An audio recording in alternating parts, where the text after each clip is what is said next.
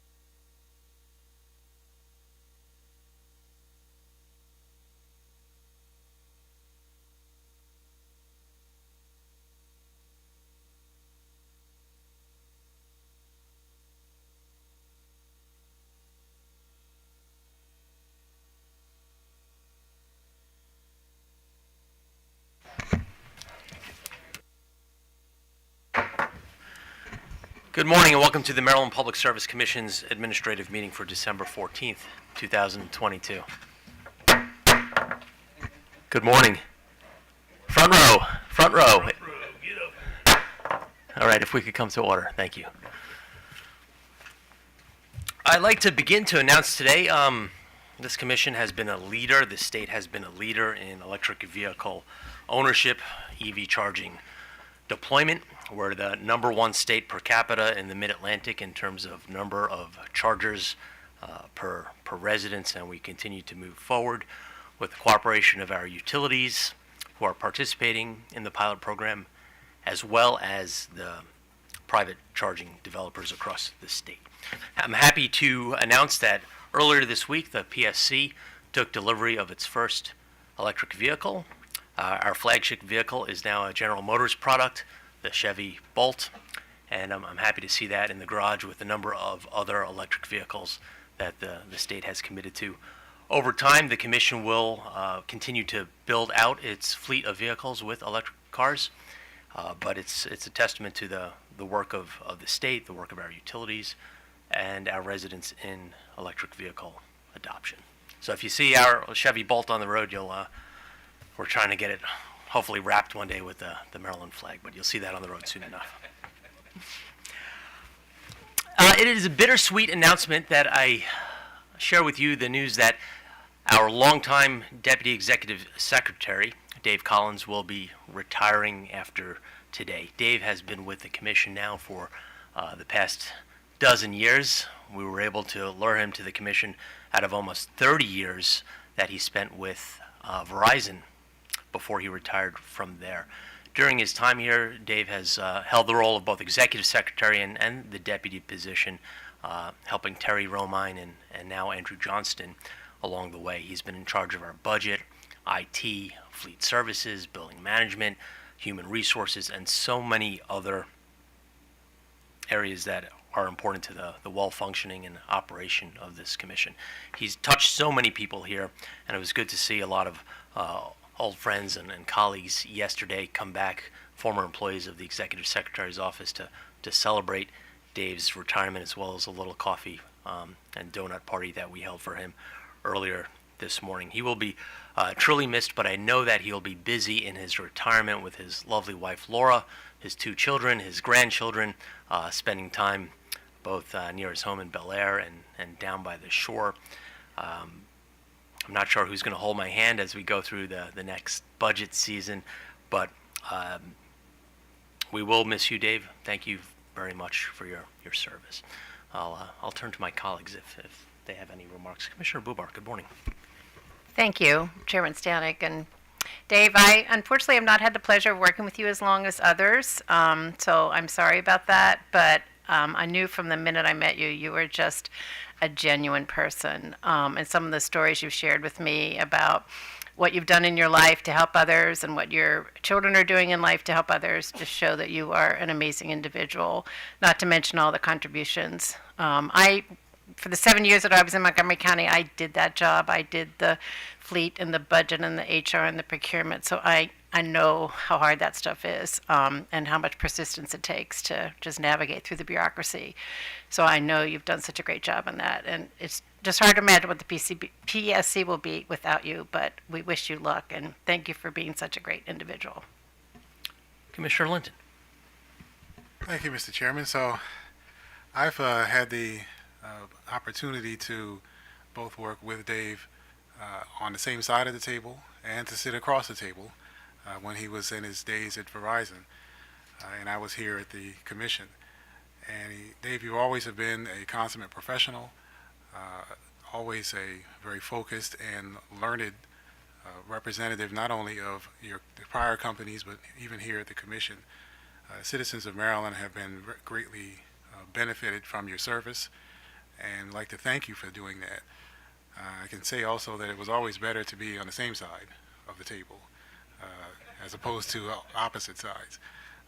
One of my favorite memories of Dave, not to say that you're gone anywhere, but that was the times when he would come here when he was working with Verizon. Everyone that always came to represent their particular entities would stand on the to my left, to your right, side of the hearing room. Dave was always the one to stand on the right side.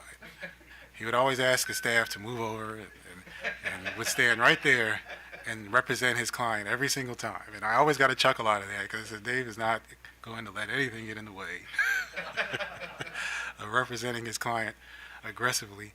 And he wasn't even a lawyer at it, so it was really good. So I appreciated that, and I thank you very much for your time. Commissioner O'Donnell. Thank you, Mr. Chairman. And Dave, I'm just going to add a few words, but I got three stories, three brief anecdotes I'd like to tell. The citizens of Maryland have been served very well by you, sir, and I want to sincerely thank you for that. The citizens don't know necessarily, or a large group of citizens don't know what we do that impacts their lives directly. It's kind of esoteric, but the work that goes on behind the scenes really makes it happen. Keeps the trains running, keeps the stuff working, keeps the systems and the infrastructure up, and you've been instrumental in that in my 6 years here. And on behalf of the 6 million citizens of Maryland, I'd like to thank you for that.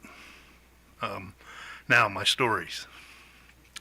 When I first got appointed by Governor Hogan to this position, I knew I was getting ready to come, and called Dave to talk to him about my onboarding and my stuff. I'd kind of been, I think, set up a little bit by a previous commissioner of this commission, previous chairman of this commission, who told me, when you call up there, ask if they still have cars for the commissioners.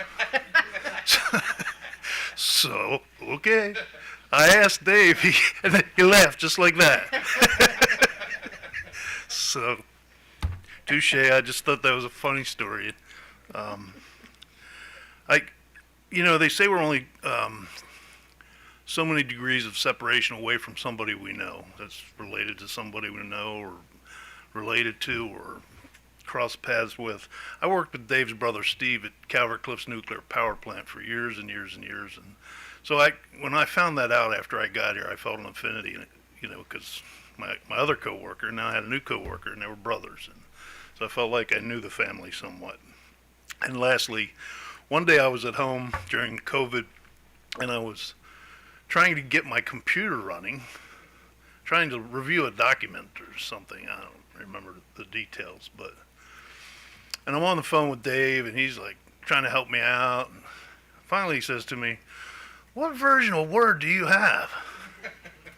I said, "I don't know. I'll tell you in a second. It just says Word Starter right now." I thought it was starting up, Word Starter. My IT ignorance. Dave said, "Oh, you got Word Starter. That's why." I'm like, I thought that was the starter of the software. But Dave, you've been a big help to me. You've explained a lot of things to me, made me understand some historic perspective, and it's been a good ride. I wish you fair wind and following seas, my friend. Thank you, Commissioners, and thank you, Dave.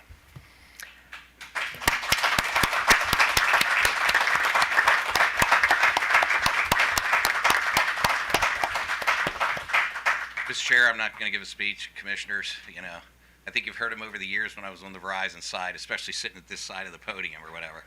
But I just want to let you and the citizens know this commission, the commissioners that I worked over the past year, all the utility representatives, all the staff and everyone, it was really, and I mean this sincerely, an honor and a privilege to work for this agency. I couldn't have fallen into something more beneficial and more passionate to my heart than providing service to the citizens of Maryland and doing it through this agency. So thank you very much. And I know good times are ahead, and I'm sure great times are ahead for this commission as well. Thank you, Dave. Yep.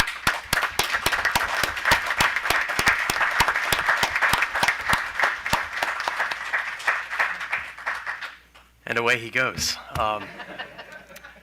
We do have meeting minutes to approve from our last meeting on December 7th, 2022. All in favor, please say aye. Aye.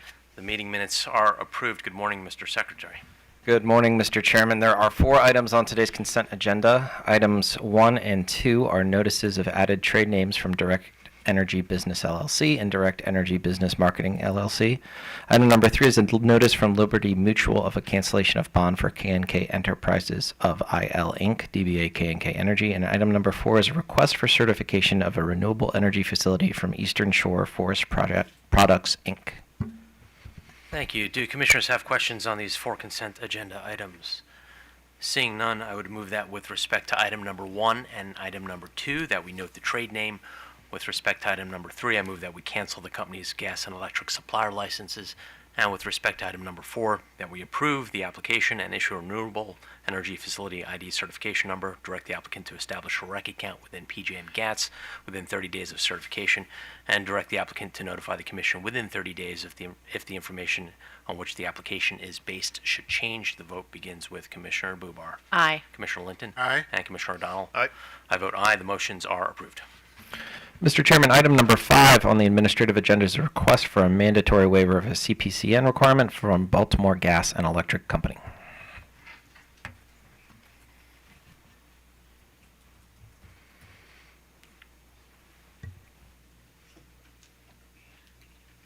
Good morning, Mr. Chairman, Commissioners. I'm Roy Terrari on behalf of Commission staff.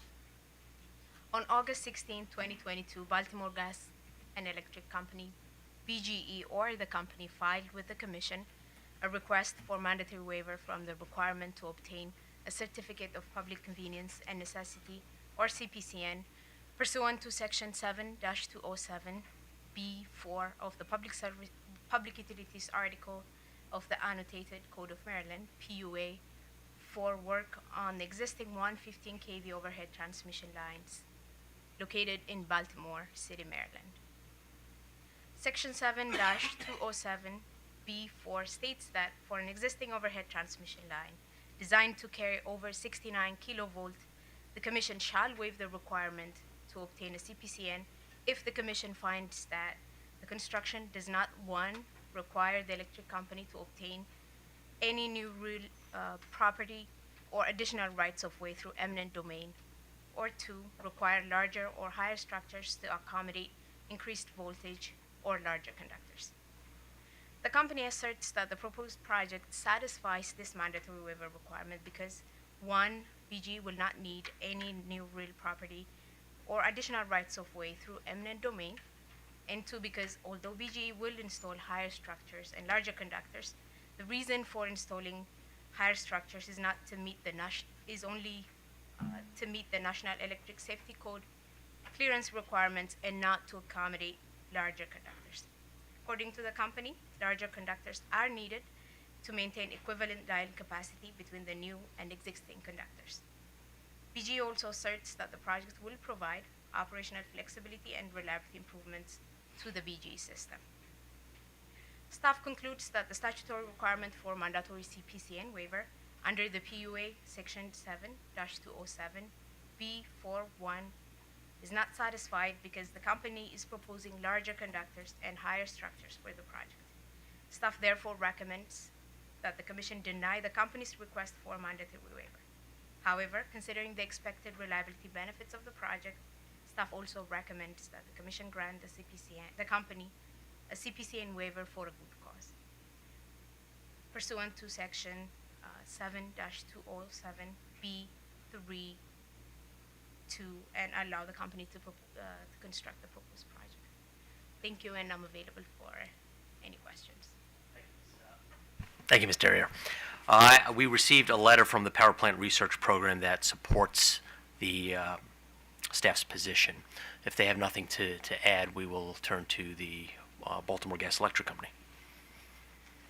Good morning, Chairman and Commissioners. Jessica Reba on behalf of BGE. I have with me 2 members of our project team as well today, Brian Green, our project manager, and David Outen, the section engineer. We'd like to start by thanking staff and PPRP for their engagement on this filing. We're thrilled to hear that everyone is in agreement that this project should be granted a waiver, and we will happily take one in whatever form the Commission is willing to grant it. That said, we do continue to believe that the project qualifies for a mandatory waiver under the language of the statute, and we hope the Commission will grant us one. To the extent this decision serves as a roadmap for future projects in terms of what does and doesn't qualify for a mandatory waiver, there's value to us in knowing that. I think we can all agree the good cause waiver provision of the statute isn't exactly crystal clear in terms of what qualifies and what doesn't. So staff did a great job of summarizing my argument, but I'd be happy to discuss further why we think it qualifies for mandatory waiver if you want to have that discussion. But I think for now I'll just say we're here to hopefully answer any questions you have. Let's have that discussion, Ms. Reba. Staff recommends that you should receive the CPCN waiver, but for a different reason. We recognize in 2007, was it, or 2012, the General Assembly changed the standard by which utilities could qualify for the waiver. Some language was deleted, some new language was added. We've been instructed by the Court of Appeals via case law that every word in statute and regulation is to be given meaning and not be superfluous. So let's hear your argument. Yeah, thanks, Chairman. So we believe the words it really comes down to what does to accommodate mean. And to us, to accommodate means that there has to be a direct relation between the higher structure and the larger conductor. And that's simply not the case here. The heights of the structures in this case are increasing to provide adequate clearances because of substation reconfiguration that's going on. It has nothing to do with the size of the increased conductor. The heights would be the heights regardless of what was being strung on them. Staff's position seems to be, well, you have a wire on a pole, it's accommodating it. So I think it's just a difference of statutory interpretation and, comes down to whether you agree with theirs or ours. And I'll turn to staff. The previous language before 2012 was that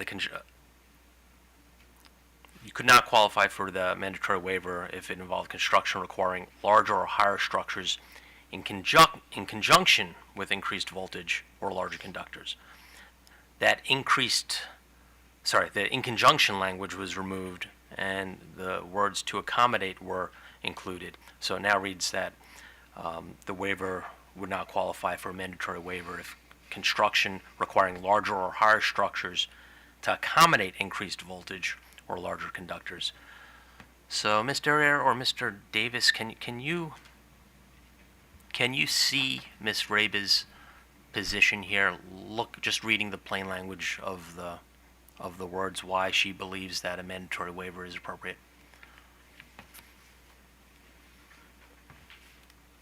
And I like your jacket. Thank you. Good morning, Commissioners. So our position is that while the accommodation is something to consider, it appears, though, that the requirement comes from the standards, the safety standards for the electric system. And so the requirement for the higher structures is that there has to be certain clearance, and regardless of whether or not regardless of the voltage on the line, there are higher structures that are being required. In addition, there are larger conductors, and so just the plain language demonstrates that these two conditions are satisfied, and that it's not a mandatory waiver. Mr. Davis, the towers are going to be taller, correct? Is that right? Okay. Ms. Reba, you do not dispute that. And Mr. Davis, the conductors are going to be larger? Correct, larger in voltage. Or, I'm sorry, larger in voltage, yeah. Ms. Reba, you agree? No, you don't No, I agree. do not. Okay, that's where we're having the problem here. Okay, Ms. Reba, please explain. The voltage of the line and the capacity of the line is staying exactly the same as it is today. I don't, to the extent you want to go down this rabbit hole, it comes down to the conductor that's there today is rated at 180 degrees. We now only rate conductor at 125 degrees. So to match the existing capacity of the line at a lower temperature, the conductor, we're talking about fractions of an inch here, is slightly increasing, but the capacity and the voltage is staying exactly the same. capacity and voltage remain the same. What's increasing the actual Physical size size of the conductor. by a fraction of an inch? Correct. Mr. Davis, would you like to respond at all?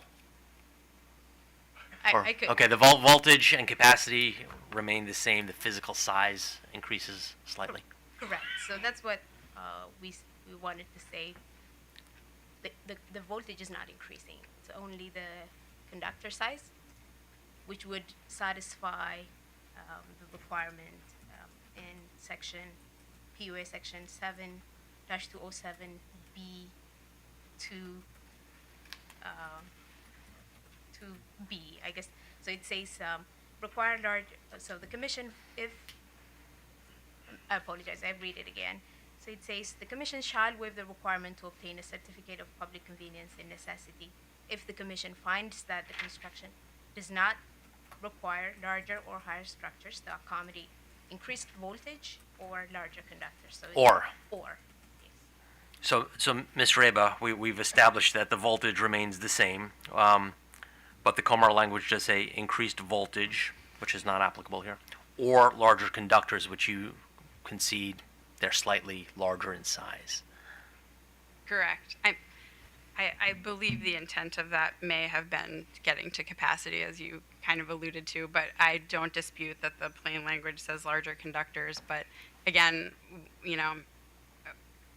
our argument is that the increase in the height of the structures is not to accommodate that increase in conductor size.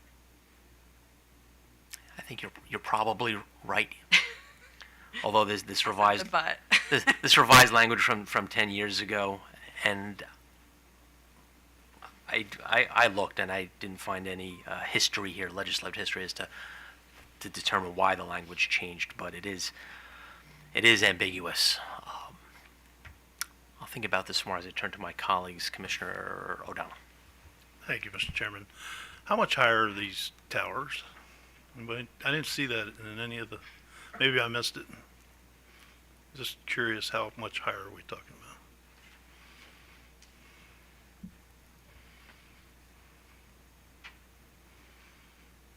If any, if company knows, if the staff knows. Yep. Sorry. So it ranges. Looks like the ones that are being removed range in height from 60 to 88 feet, and the ones that are being installed are almost all 100 feet. One is 110 feet.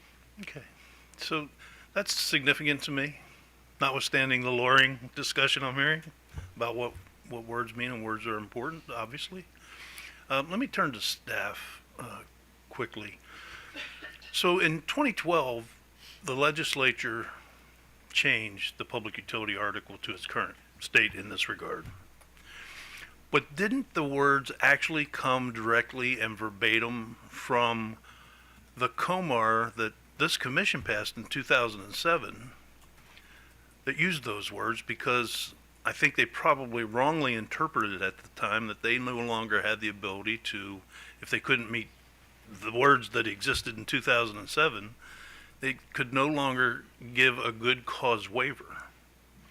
And so they changed the words to make sure that they could give I think that's how I read the history on this, to give a good cause waiver.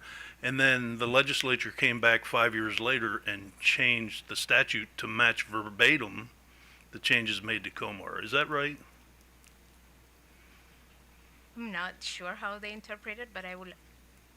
I think that's what the buck sheet says, but, well, or maybe it's the company's filing in their explanation. I'm not sure which one, but, okay.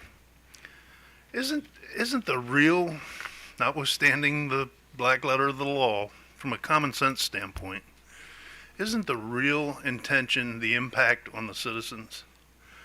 Bigger conductors because maybe people had concerns about electromagnetic fields and other things and all of that, and height because of the visual impact on the landscape, and all of those things are considered in the CPCN process, and they're asking for a CPCN waiver. Wasn't that the real operative part of why we have this? If you're not going to go higher and you're not going to put up bigger conductors, you can get a waiver. Isn't that the reason?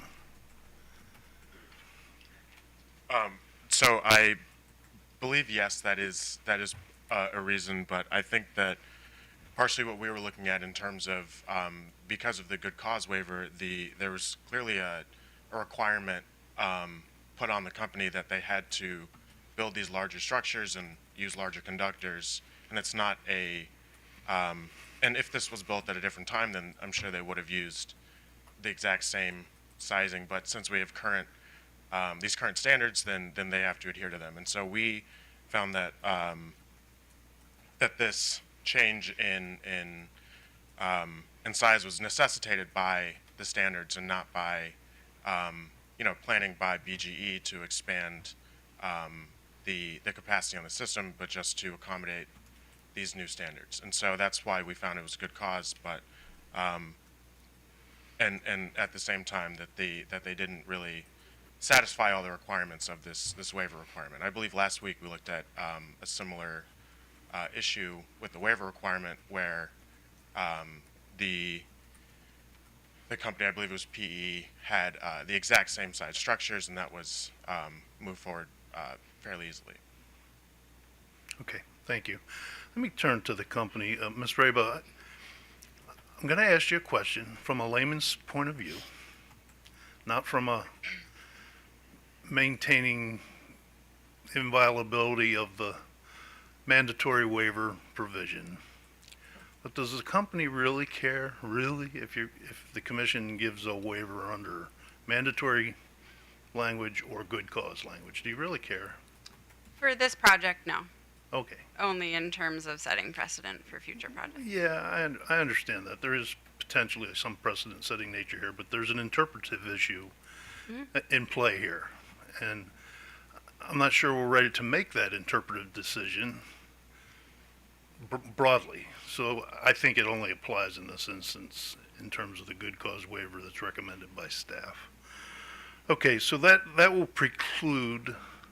I'm glad you said yes. It doesn't matter because I would have had more extensive questions and probably would have had your technical experts up to talk about droop and conductor size and temperatures and clearances and all that stuff. And I'd rather not go into that. If you don't care, I'm good too, because I tend to agree with staff. And I think the impact for me as one of the laymen, when I was appointed to this commission, the Baltimore Sun criticized Governor Hogan. He said, well, he pointed O'Donnell to the commission. He's not a lawyer.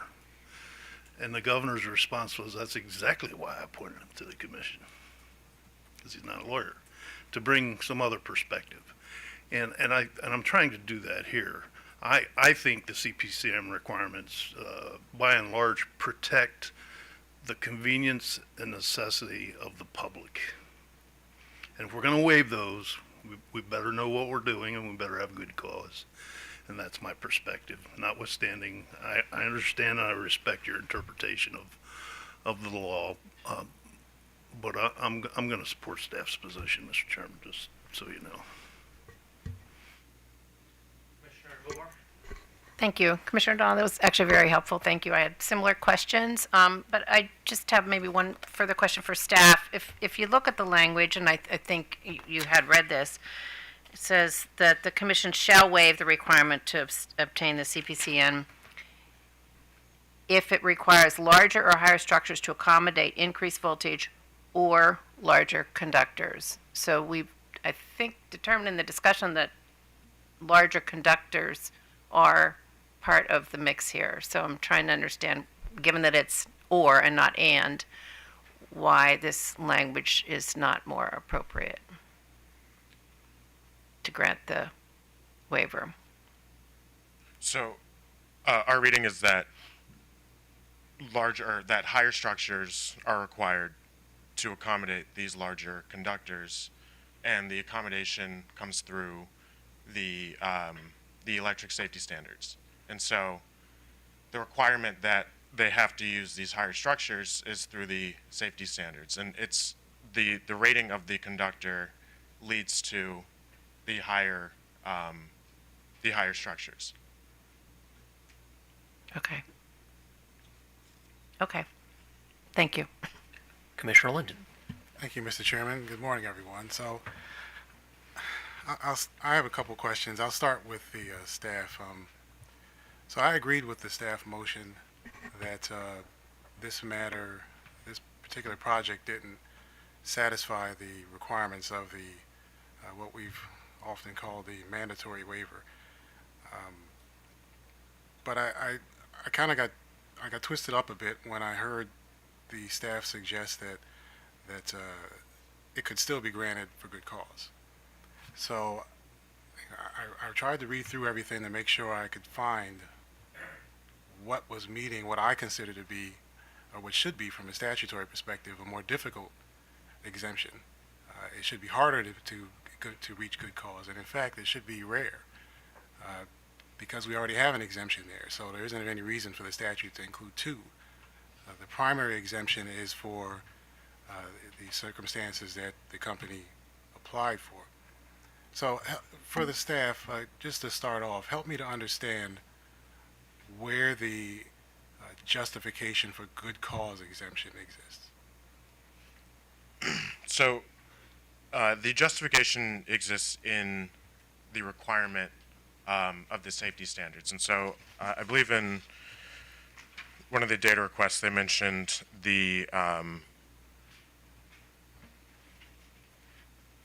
change in safety. Right, I believe you're referring to the NEC codes or NESC.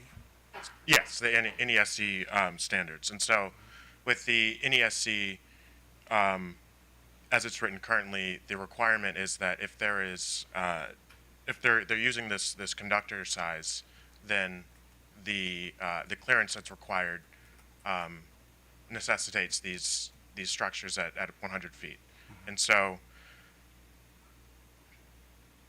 our understanding is that that requirement by the safety standards is something that is that's a good cause for increasing the height of the structure outside of the formal CPCN process. So do we know anything about, and the company certainly could respond to this as well, when these new safety standards were adopted, are there any grandfathered elements built into it? When they go into effect, and if they do, how long companies have to match them and meet the requirements of those standards? Sorry. So to be clear, this project is not driven by a change in standards. This is a reliability-driven project, which requires us to reconfigure equipment within the substation. In order to safely do that in compliance with current NESC standards, and to move that equipment around and get the conductors safely there, that's what's necessitating the height of the poles. So So I guess just to follow that line of thought, and the reliability improvement is incorporated in conjunction with meeting the new safety standard because we're making the changes. But those reliability improvements are what's the justification for meeting the good cause exemption to the CPCN process. Is that the position? yes, and I guess I would just add, this is a project where almost the entire scope of work is being done within the actual fence of our substation. The only thing that's going on outside of the substation fence is the removal of a pole and the removal of a switching station, I think. So everything's going on within our substation property, which to me, even though I believe it qualifies for a mandatory waiver, if I was arguing for good cause, there aren't, to Commissioner O'Donnell's point, we're not citing new equipment in a residential area in someone's backyard, right? We're not talking about, it doesn't raise environmental concerns and citing issues. So to me, that would lean towards, against utilizing resources to go through a full CPCN process in this instance. So I suspect that part of the reason for seeking the waiver, of course, is because you don't want to use resources to go through the CPCN process. But a lot of the information you just gave, and I know it's part of the filing, points back to the waiver of what we've called before as a mandatory waiver. I guess that's little I number 1, or the first little I under the statute. But why would we have 2 waivers provisions in the statute that have basically the same underlying conditions? Wouldn't there be different conditions for good cause?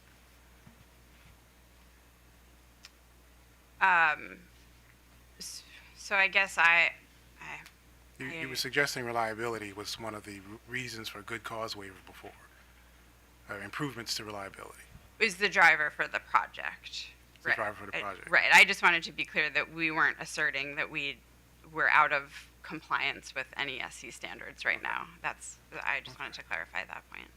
So the reliability improvements then are coming as a result of some of the changes that you're making to the project, and I believe in response to data request 1-1, which is included in staff's filing, you noted some of the things that this project is going to improve once the project goes forward. Is there anything in there that's unique to this project? It's just one paragraph. I don't want to read it, but it's Unique to this project as compared to, sorry, I'm not understanding.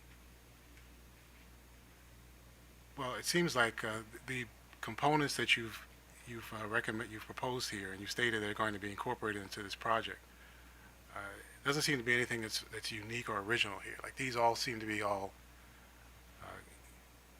from an engineering perspective, the kinds of improvements we'd like to see if a project like this is going forward. Okay, I think I agree with you there. Okay, so these are the things we'd expect to see in any project that the company would engage in, especially if you're improving a particular line to replace it and replace it with a new one. We would also, as a result of that, get better reliability results. So that would seem to make sense, right? Right. Okay. So what's the reliability metrics for this current substation and line right now? And what do we expect to see once the project's completed? So I might get over my ski tips a little bit here. I'll let my engineer check me if I do, but I think the major benefit to what's going on here is this, is the fact that there's 12 circuits there right now, and following this project, each one can be isolated, essentially. So if currently the way it's configured, if you lose a breaker, if you take a circuit out, it's going to affect more than just that circuit. Whereas after this, you'll be able to isolate each of those 12, and one won't impact any of the others. Okay. So I can certainly see a resiliency benefit there. Is there a reliability benefit?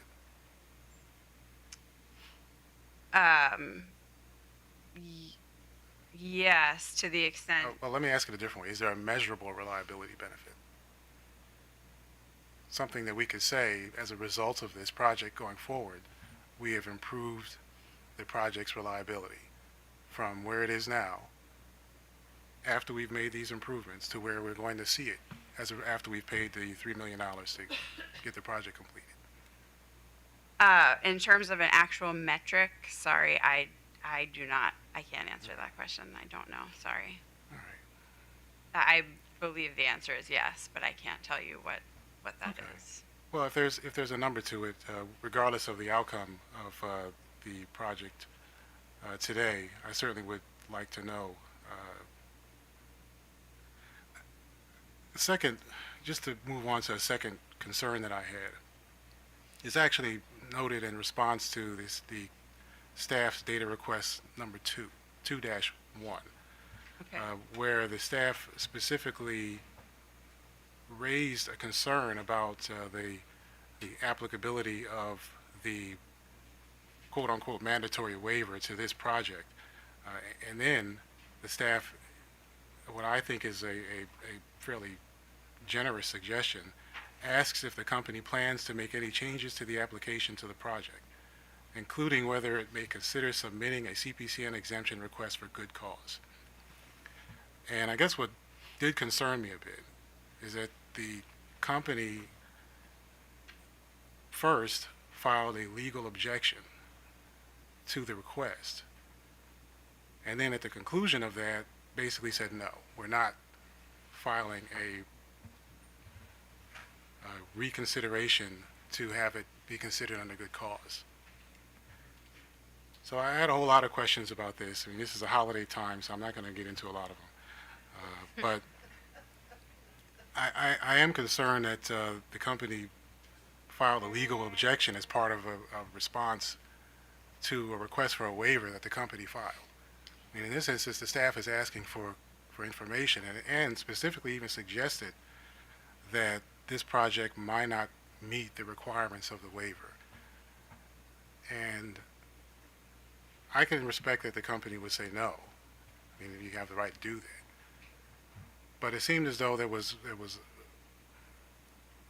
more going on here than just saying, well, no, we don't think that's a good idea. We like to stick to our original request. By actually filing a legal objection, I mean, who's going to handle that? Where's it going to get resolved? Are we supposed to overrule it or have a motions hearing? I mean, what did the company intend to have it happen as a result of taking that action? Yeah, so please don't put too much weight on that. I mean, I think as a companies generally include legal objections to the extent a data request calls for legal analysis and conclusions. I did, as you'll see in the supplemental response, we did answer the question fully. We provided my legal analysis and my legal conclusions. So we didn't hold anything back from this response in light of just stating that objection. And the reason that we didn't change this to a good cause waiver is, again, because we believe it qualifies and there's value to us in knowing, one way or the other where the commission falls in terms of the statutory interpretation. So then it's fair to say then that the company believed that since this met the requirements of what it believed to be the requirements of a mandatory waiver, that the company was not presenting arguments that would support a waiver for good cause. I mean, the staff asked for that, and the company said, no, we're not going to provide it. Well, staff asked whether we were going to change our application, and we indicated that we were not. Well, that would necessitate producing additional information to support a request for a waiver for good cause. But we believe that it qualifies for a mandatory, I guess. Okay. So, Okay. and maybe the fact that we're this close to the line in and of itself is, grounds for the good cause. I don't know. Okay. But. Well, I just had one other area, and I ask for my indulgence from my colleagues. The company proposed to provide outreach to any interested or impacted parties within 60 days of the adoption of this project and granting of the waiver, assuming it was to go forward. Obviously, at that point, that would be, assuming it was granted, was today, it'd be 60 days from today that outreach, am I getting that correct, that the outreach would occur at that point? So I can tell you that we actually have already done it. We've already good. sent Okay. those letters out about 2 weeks ago Okay. to every residential and commercial property within an 1/8 of a mile radius of the project site. And we have not heard anything by phone or email from any of the local area residents or businesses. Okay, so that was about 2 weeks ago, roughly. Correct. Have we, and for the staff, have we received any feedback, or perhaps PPRP, has anyone heard anything from anyone? Okay. Okay, good. All right. Well, then that at least cuts out one area of concern I had. Thank you. And I'll stop there, Mr. Chairman. Thank you very much. That's all I had. Thanks. Thank you, Commissioner Linton. I think the parties were so focused on the mandatory waiver, as I admit I was as well, that this line of questioning that you had illuminated the need for justification for the good cause. Commissioner O'Donnell. Just a quick follow-up, and I'll ask my colleagues for my second scoop of indulgence with sprinkles. Ms. Raba, staff indicated that none of this waiver, for whatever reason, if we were to grant it, would constitute a prudency review of this work. Does the company agree with that? Absolutely. Okay, I just kind of wanted to get that on the record, because sometimes we hear, well, you authorized it, and that's not, doesn't ring well in my ears, so I just wanted to get that on the record. Absolutely. Thank you. Commissioner Bubar. Everybody wants a second bite now. Yeah, it's just interesting. Thank you, Commissioner Linton, for those questions, because it did raise a few more. So I just really want to clarify, is the staff's position that the good cause, the reason for good cause is to meet the safety standards?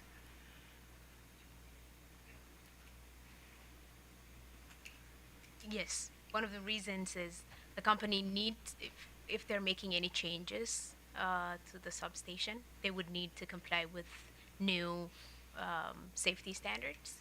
So that's why we thought it would be a good candidate for a good cause.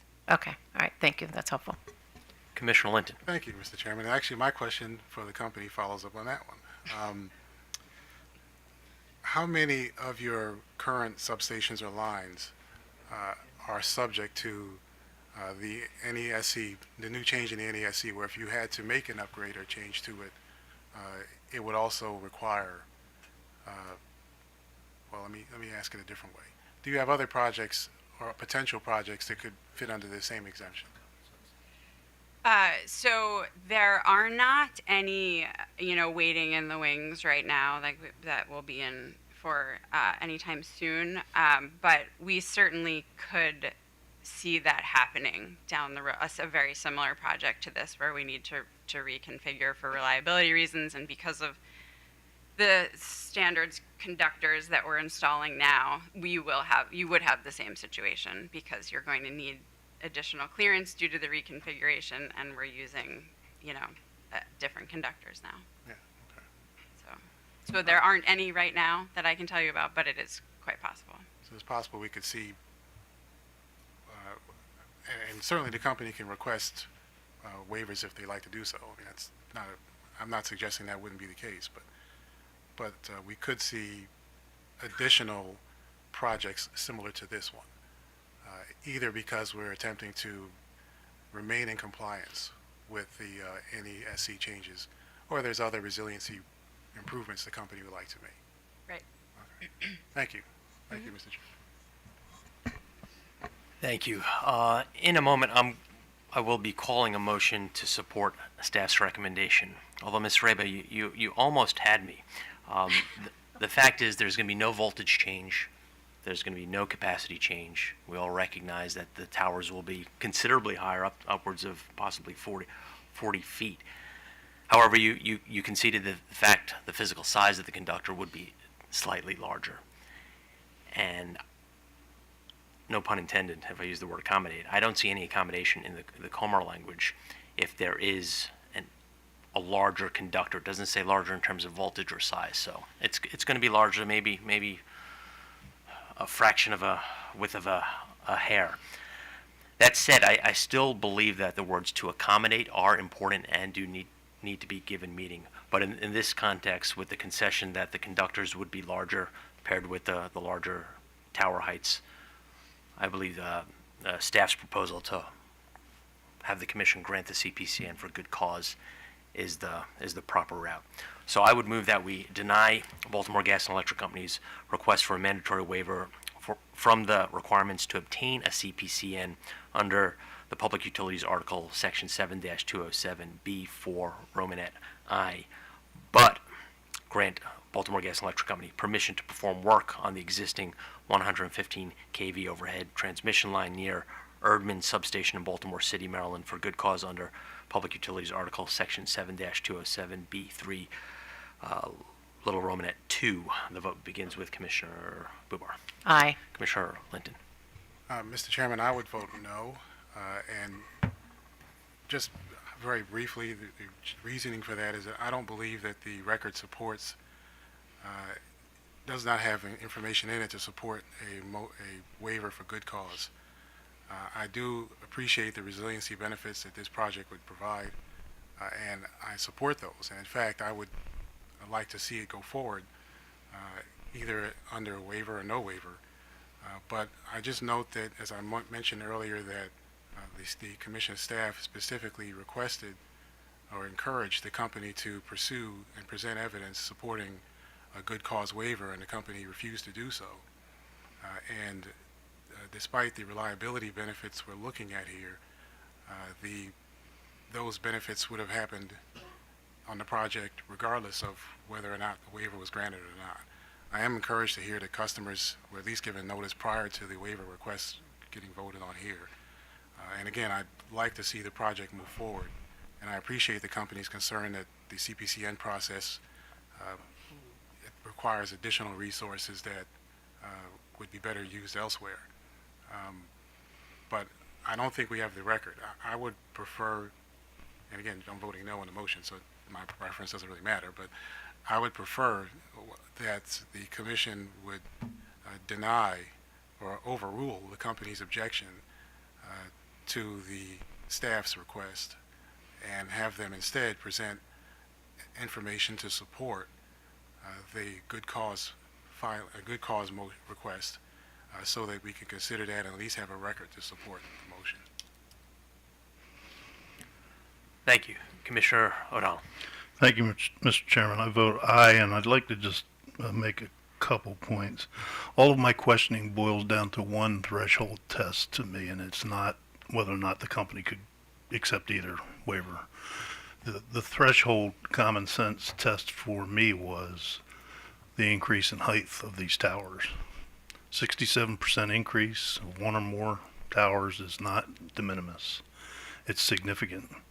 So I think Commissioner Linton is right in as much as you need to get a CPCN or we need to use our power to waive those provisions for good cause shown. And I have found that staff did make enough of a record to say there's good cause here to do this. It just doesn't, it meets your ability to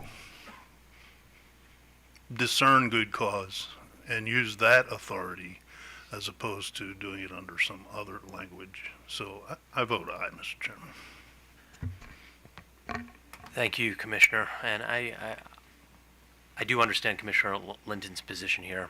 We should not be making the record necessarily in the room today, although the utility should also plan for alternative arguments and making the case for the good cause in future proceedings in the event that there's an alternative determination by this commission. I believe that the good cause justification was made in this hearing room today, and I vote aye. On a 3-1 vote, the motion is approved. Thank you. Thank you. Mr. Chairman, items number 6, 7, and 8 are net metering and community solar tariff revisions from Baltimore Gas and Electric Company, Potomac Electric Power Company, and Delmarva Power and Light Company.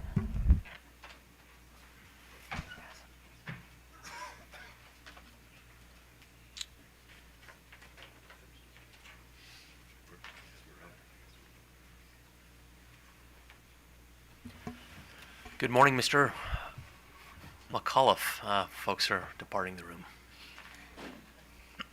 Good morning, Mr. Chairman and Commissioners. Drew McAuliffe on behalf of staff.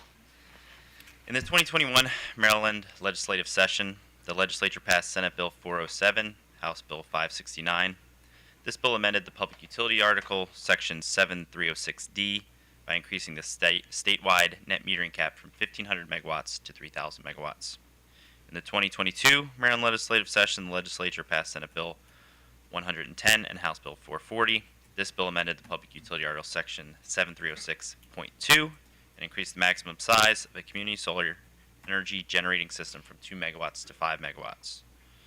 Also, COMAR 20620308B3, which was recently revised to allow for some co-located projects to be installed on clean fill sites became effective in March 21, 2022. Therefore, on November 15th, 2022, the Exelon companies, Baltimore Gas and Electric, Potomac Electric Power, and Delmarva Power and Light Company, filed tariff revisions to update their community solar and net metering riders to comply with new laws and COMAR. Staff has no issue with the proposed changes, and the proposed tariffs comply with the new legislation and COMAR. However, staff does note that COMAR 2050-1001 is not currently in compliance with the PUA as newly revised. This regulation currently states that electric companies shall provide net metering service to eligible customers until the combined generating capacity in the state reaches 1,500 megawatts rather than 3,000 megawatts, as described in the updated PUA 7306D. A rulemaking would be required to update this COMAR. Finally, the companies have requested a retroactive effective dates for the tariff revisions. Staff believes that this is not necessary and the tariff should not have a retroactive effective date, and that today's date should be the effective date instead.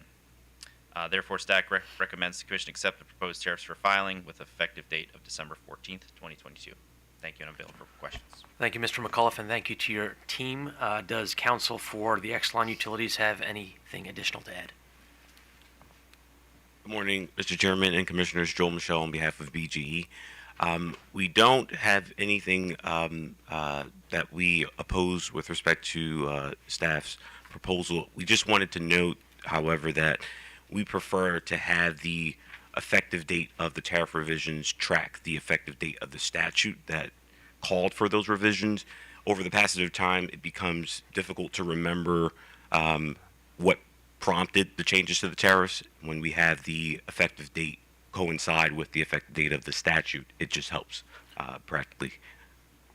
Do we have a retroactive rate-making situation here?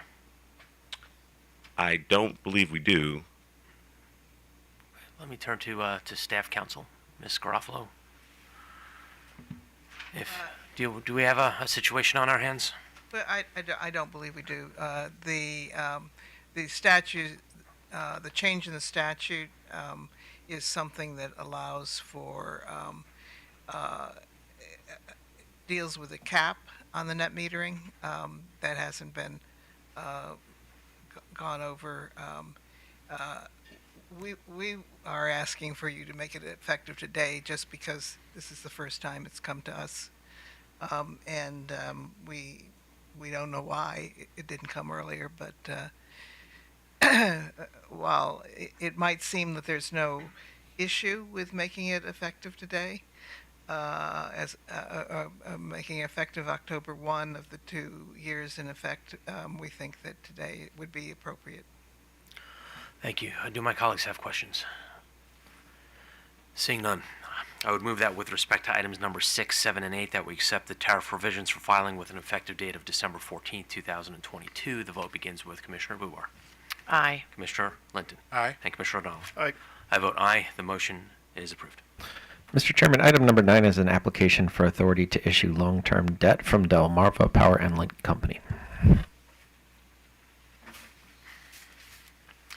Good morning again, Mr. McAuliffe. Good morning again, Mr. Chairman and Commissioners. Drew McAuliffe on behalf of staff. On November 2nd, 2022, Delmarva Power and Light Company requested authorization to issue up to $1.2 billion of debt securities.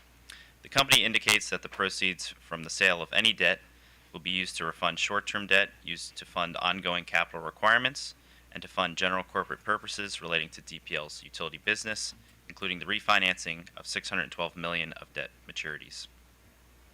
DPL has issued all but $46.6 million in debt that it was authorized to do so in its last debt authorization of $475 million in 2020.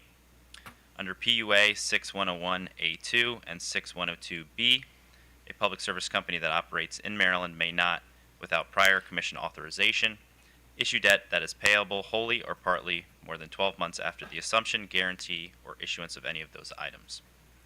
The information in the application and in DPL's response to questions posed by staff regarding the anticipated use of the funds that would be raised by the proposed debt issuance indicates that the debt issuance satisfies the standards in COMAR and the Public Utility Article. Staff has reviewed OPC's comments on this matter and does not believe OPC's recommendations are necessary at this time. Staff and OPC are able to question DPL's credit rating in a future proceeding without prior commission authorization to do so. Furthermore, staff and OPC can request that utilities provide an analysis of the impact of their credit rating if a debt issuance is granted at any time as well. Staff is not aware of any such request that has been attached with this filing. With that, staff recommends that the Commission grant the application and issue a final order in compliance with COMAR 20070402C, authorizing DPL to issue up to $1.2 billion of debt securities. Thank you. Thank you, Mr. McAuliffe. We'll turn to Maryland Office of People's Counsel. Good morning. Good morning. Good morning, Mr. Chairman and Commissioners. Nicole Zeichner on behalf of the Maryland Office of People's Counsel. OPC does not object to Delmarva's application for the issuance of up to $1.2 billion of debt securities, but we have two caveats. First, the issuance of debt could affect Delmarva's credit rating. We recognize the statement made by staff that it's not necessary that this be included in the application, but it really would streamline the process and make it transparent and make it easier for everyone to evaluate that without having to propound data requests regarding that issue. The credit rating could in turn affect Delmarva's ability to raise capital at a reasonable cost and could also affect the interest rates paid by ratepayers. Delmarva has stated in its response to a staff data request that it does not expect the long-term debt-to-equity ratio to be affected by this application if granted. However, OPC must reserve the right to raise Delmarva's credit rating as an issue in any future proceedings. Secondly, as described by staff, we do respectfully request that the Commission issue an order requiring that utilities in their applications for the issuance of debt require the utilities to include analysis of the anticipated impact of that debt, if granted, on their credit ratings. This really would, as I stated, streamline the process, and a simple question could be posed to the utilities. What impact, if any, will this debt issuance have on the company's credit rating? If granted, our request would ensure uniformity between applications for debt issuances, provide information on the possible effects on ratepayers, increase transparency, and provide the Commission with valuable information. Thank you, and I'm available for any questions. Thank you, Ms. Zeichner. We'll likely have questions in a moment. Counsel for the company. Good morning, Mr. Chairman and Commissioners. Matthew Seegers, appearing for Delmarva Power. We definitely appreciate staff's recommendation and their thorough analysis in their bug sheet. Turning to OPC's recommendations, the first of which, the Office of People's Counsel is definitely free to take any position that they wish in any future proceedings.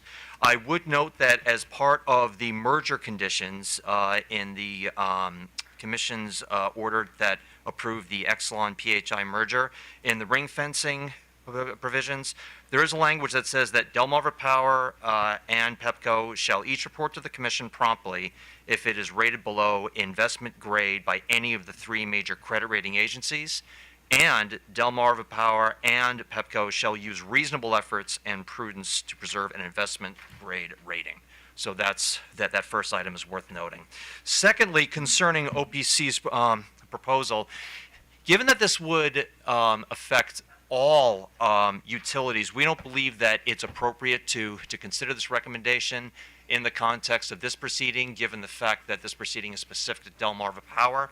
OPC is always welcome to and has the ability to file a petition with the Commission to establish a rulemaking to modify COMAR 20.07.0402 so that all parties will have will be put on notice and be able to weigh in on that recommendation.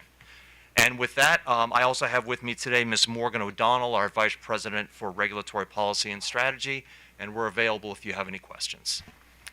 Thank you, Mr. Seegers. On that last point that you mentioned, is that the big Delmarva case? You mean the rulemaking, Your Honor? The last point? Yes, the last point. No.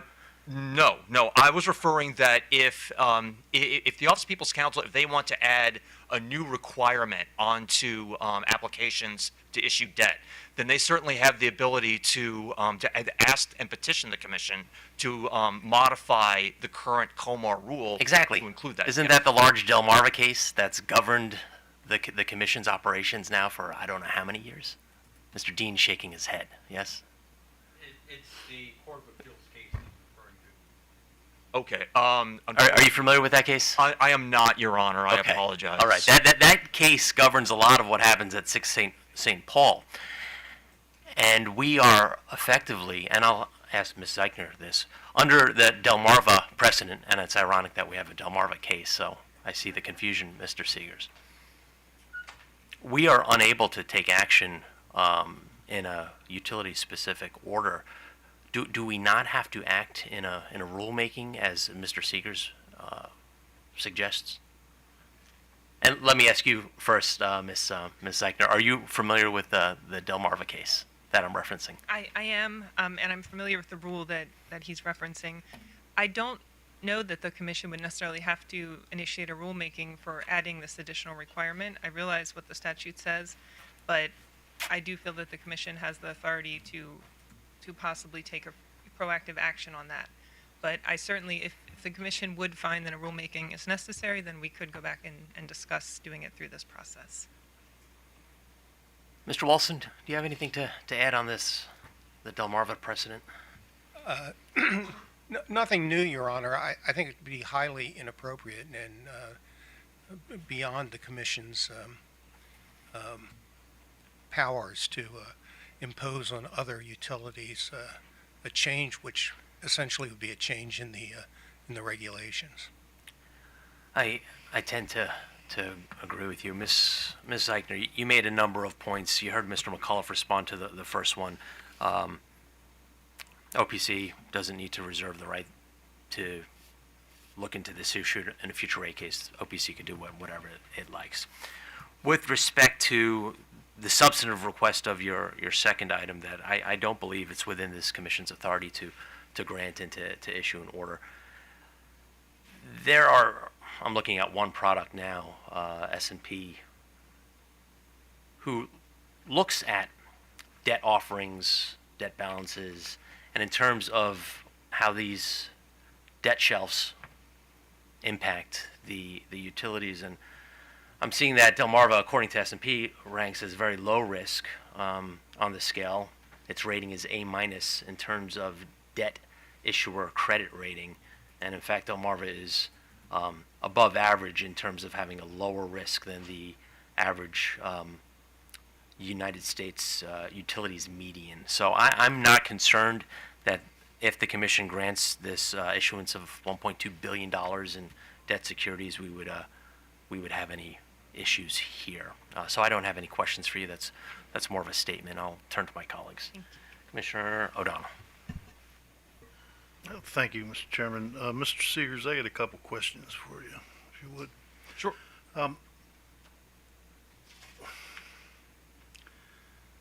So you expended your last authorization for long-term debt when? The company? When did we apply for it, Your Honor? No, I have that here, but when did you expend it? In other words, you were putting it out in tranches. When did you put out your last tranche of your previously authorized $475 million worth of long-term debt? I'm going to have to bring up Ms. O'Donnell for that, Your Honor. Good morning. I think our last issuance was February of 22, and it was $125 million. Okay. And so you knew you were going to need additional long-term debt capacity, right? But this was filed in November. This instant filing was filed in November this year. Why did it take so long to come in? And the reason I asked the question, in my mind at least, is obvious. Everybody knew the Fed was going to start taking action and start raising interest rates, and they have significant. So this authorization in December of 2022 is going to cost the ratepayers a lot more money in the long run. If we had been able to issue some of that debt, authorized it and issued it prior to the significant upward increases in the Fed rates. And I'm trying to figure out why. Sure. One, I agree that there will be increased interest rate costs based on what we're seeing currently in the market for future debt issuances. However, we certainly don't want to issue debt in an untimely manner with respect to our costs. So we issued the debt in February with the expectation that we would put those long-term assets pay for those and put that into our capital structure. We don't need the long-term debt until next year, which is primarily due to a $600 million retirement that's going to occur. And what I mean by that is that we will need to issue debt, but we want to time it in a way that we certainly don't have interest costs inappropriately when we don't need them. In addition, we can fund a lot of our costs through the funds of operations as well. Understood. Hopefully one of your considerations, not just the paying interest before you have to, would also be the projected interest rates that will be in effect when you do issue that, or when you do Correct. issue Yes, that. and we make best efforts to try to manage the interest rates. We leverage different tools, i.e., using private placements. An example is actually in our February 22 issuance. We actually priced that in November in advance, and then got the cash in February in order to manage a lot of the interest costs that we're experiencing. So I was kind of shocked yesterday at the news and celebratory kind of notion that, yay, the inflation rates are down to 7.1%. And what? It's still a 40-year high, and the feds are still going to be taking action. It might not be 3/4 of a point, maybe it'd be a 1/2 a point, but significant ones on into next year. And we're not out of the woods yet by any stretch of the imagination. And if we have an economic downturn, things could get really ugly. So I wanted to have a little of that discussion with the company. Let me just ask this. The last authorization was $475 million given in 2020. This one's for $1.2 billion. Why so much more? Part of that is that we have to retire about $612 million of debt over the period of time we're asking. So about half of the ask isn't new money. It's really to fund retirements. So the remaining is to fund our cash flows for, to pay for short-term debt and also to expend on capital dollars as well. And we're spending about $500 million a year. So if you use half of that to be funded with long-term debt, we're certainly not asking for all of that to be funded with long-term debt. But really the key driver is the big retirements that are occurring next year. So that $600 million, account for that, you're still doubling, but doubling your previous authorization almost. I think, well, if you took out the $600 million, you're at about $600 million, and then we got, I think, $475 million in the last issuance. So Oh, it is right. it is higher than Yeah. our last authorization, but that's to account for, as you already noted, the cost of inflation and increased prices that we're seeing in terms of our capital expenditures. All right, fair enough. Thank you. Thank you, Mr. Chairman. Commissioner Bubar. Thank you. I agree with the chairman. I don't really actually see risk associated with this, but I appreciate OPC's arguments. So I just have a process question. What's the process for actually knowing the impact on your credit rating? Is that something that is easy to do, or because it's issued by credit raters? So I'm just trying to understand, what would be the veracity of any information that you would provide. We could certainly estimate credit metrics that we know are used for the basis of the credit ratings that are set by S&P and Moody's and Fitch. We certainly wouldn't be able to magically come up with what the rating they would come out with, because there's a lot of qualitative factors as well that go into that rating. We could measure the credit metrics and show how, if we were to fall below a certain debt capitalization ratio, what that could potentially do to our credit rating. But we wouldn't be able to actually opine on what they would do, because they're an independent assessor of our credit rating. Okay, thank you. And maybe following on to Commissioner Bubar, I'm still struggling, Ms. Eichner, to see what OPC wants, because if you want to know the effectively the debt ratings of the utilities that's widely available, what more would PHI or Delmarva be able to provide you with? Because they might have biased information where the credit houses would provide you with hopefully honest, independent, transparent ratings. Yes, Mr. Chairman, we did acknowledge that their rating is currently A- stable for S&Ps. So we know what they are now. We just would like the utilities to take a look at these filings and give us an idea, their best estimate based on what they know, as to what their credit rating might be if their application is granted. And this gives OPC and the Commission an idea of how this could affect ratepayers. And that's all we're asking, just their best estimate based on the data available to them. Thank you. Commissioner Linton, any questions? No questions. Thank you. I would move that we authorize the company to issue up to $1.2 billion of long-term debt. The vote begins with Commissioner Bubar. Aye. Commissioner Linton. Aye. Commissioner O'Donnell. Aye. I vote aye. The motion is approved. Thank you. Mr. Chairman, item number 10 consists of revised tariff pages from Columbia Gas of Maryland, Inc.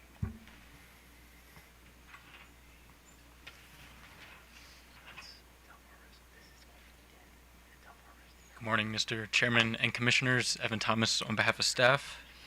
On Maryland 12th, 2022, Columbia Gas of Maryland Incorporated filed an application with the Commission to increase its distribution rates for natural gas service.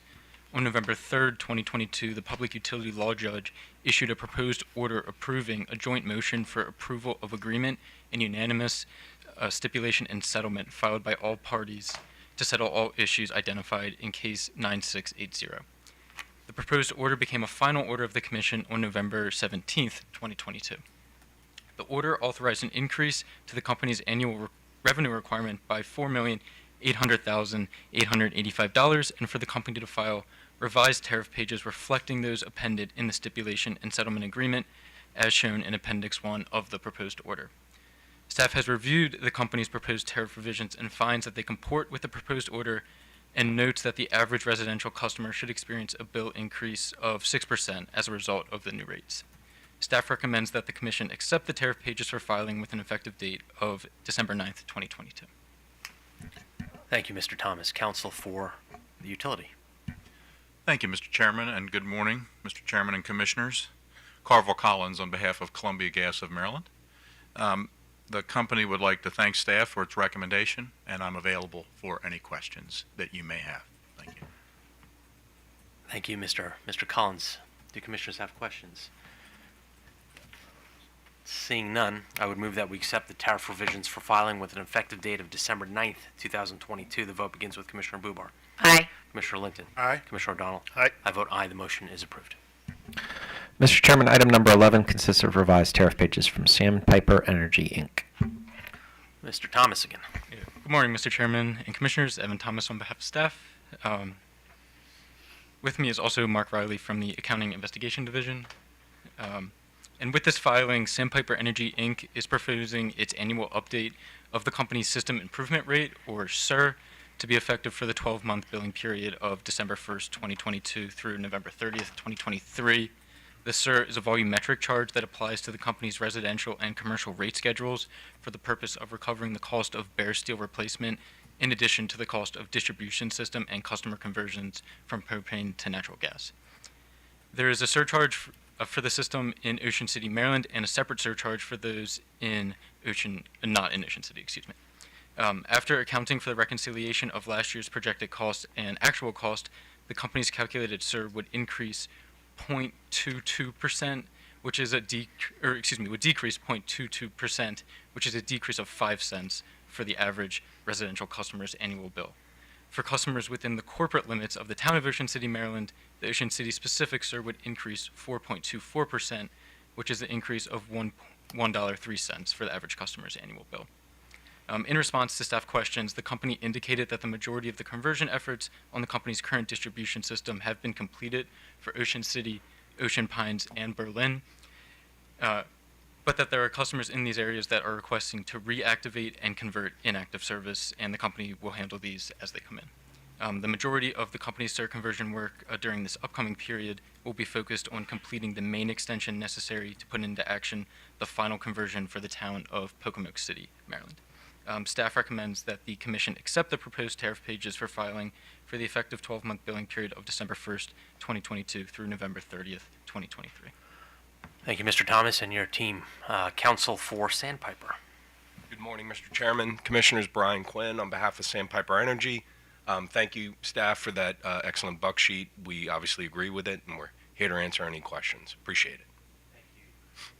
Questions, Commissioner O'Donnell. Just a question, and anybody can answer it. There was an overcollection in the previous year. Is that right? That is correct. Yeah, there was a couple $100,000, 280,000 or something. Yeah, 285. Just generally, why does that happen, and that is factored into the proposed SIR or SIRS before us, right? That is correct. Any over under collection is accounted for the following year's rates. Why does it happen? Why does it over collection? Chairman, Commissioner O'Donnell, I believe, as with any estimate, they're based on variables, so it could be based on the weather, usage was higher or lower than it was originally projected to be in comparison to the last year. Those are the ones off the top of my head. I could get you a more detailed answer. No, it's not necessary. Is there an expected band there's a tolerance? Okay, we're going to set the SIR, and is there some kind of expected tolerance that would trip a If you're asking, concern light? what I can do, Commissioner O'Donnell, I don't believe that's an unusually high variance. I don't believe it is. Or I know the I can previous check. year was almost double that. So I think that's why it's sticking in my mind, because there always seems to be a over collection, and I'm trying to figure that out. Commissioner, I'll have our folks with more detailed knowledge of this look into it. We can get you an email. Yeah, it'd be of interest. It's not going to affect my vote today, but yes. Thank you, sir. Yes, sir. Thank you. Will do. Seeing no additional questions, I would move that we accept the tariff revisions for filing effective for the 12-month billing period of December 1st, 2022 to November 30th, 2023. The vote begins with Commissioner Bubar. Aye. Commissioner Linton. Aye. Commissioner O'Donnell. Aye. And I vote aye. The motion is approved. Mr. Chairman, item number 12 is an update to the Warrior Run surcharge from the Potomac Edison Company.